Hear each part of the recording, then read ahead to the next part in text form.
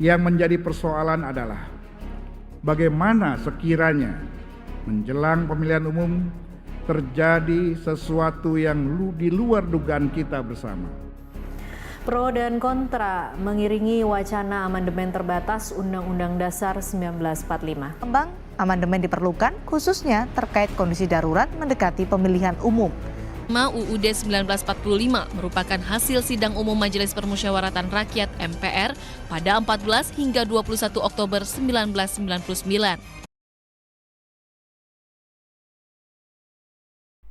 Undang-Undang Dasar 1945 telah mengalami amandemen sebanyak 4 kali, dari tahun 1999, tahun 2000, tahun 2001, dan tahun 2002.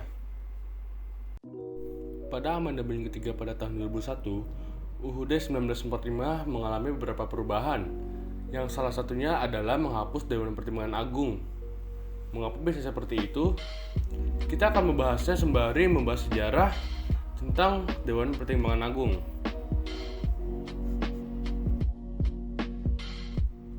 Dewan Pertimbangan Agung atau yang disebut Council of State atau sebagai Dewan Penasihat Pemerintah adalah lembaga negara yang dibentuk oleh Presiden Soekarno pada tanggal 25 September 1945. Dewan Pertimbangan Agung mempunyai tugas-tugas seperti menjawab pertanyaan Presiden, memberi masukan, dan memberi pertimbangan. Tugas-tugas tersebut didasari pada Undang-Undang 1945 Pasal 16 yang berisi Presiden membentuk satu Dewan Pertimbangan yang bertugas memberi nasihat dan pertimbangan kepada Presiden yang selanjutnya diatur dalam undang-undang.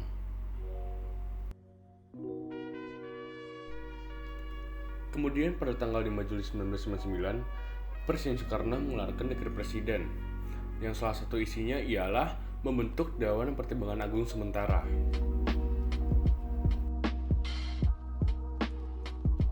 Pada awalnya, DPA memiliki peran yang lebih kuat dan memegang kendali besar dalam pengambilan keputusan pada era demokrasi terpimpin. Tetapi, setelah tahun 1966 dan peristiwa G30 SPKI, peran DPA berkurang secara signifikan.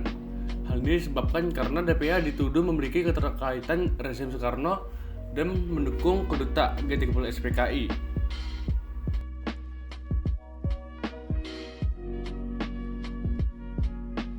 Setelah pembentukan untuk pertama kalinya, DPA tidak memiliki banyak hal yang dapat dikerjakan, sehingga ketika sistem pemerintahan berubah menjadi sistem parlementer, keberadaan DPA semakin tidak berarti.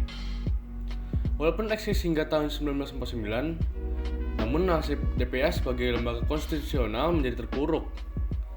Pada periode berikutnya, posisi DPA semakin tidak jelas, sehingga Presiden Soekarno mengeluarkan dekret Presiden pada tanggal 5 Juli 1959. DPA sementara dibentuk berdasarkan penetapan Presiden nomor 3 tahun 1959. Pada tanggal 22 Juli 1959, Presiden Soekarno merangkap jadi ketua DPA. Kemudian, DPA definitif baru terbentuk melalui Undang-Undang nomor 3 tahun 1967 yang disahkan ketika Presiden Soeharto menjabat.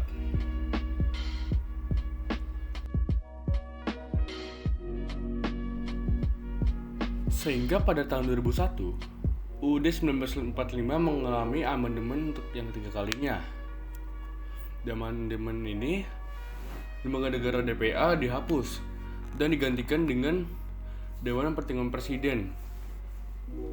Sehingga ini juga mengakibatkan Bab 4 pada Undang-Undang Dasar 1945 juga dihapus, sehingga keberadaan DPA diganti dengan DPP yang ditempatkan dalam satu rumpun bab yang diatur dalam Bab 3.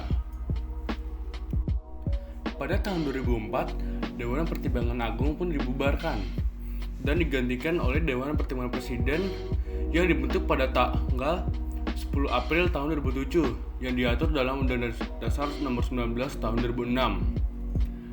Dewan Pertimbangan Presiden atau yang bisa disingkat DPP memiliki tugas memberikan nasihat dan pertimbangan kepada Presiden sebagaimana dimaksud dalam pasal 16 UUD 1945. Tugas Watimpres memberikan nasihat dan pertimbangan kepada Presiden dalam menjalankan kekuasaan pemerintah negara, memberikan nasihat dan pertimbangan bersifat wajib baik diminta maupun tidak oleh Presiden, Dan dalam menjalankan tugasnya, Tim Pers melaksanakan fungsi nasihat dan pertimbangan yang terkait dengan pelaksanaan kekuasaan pemerintahan.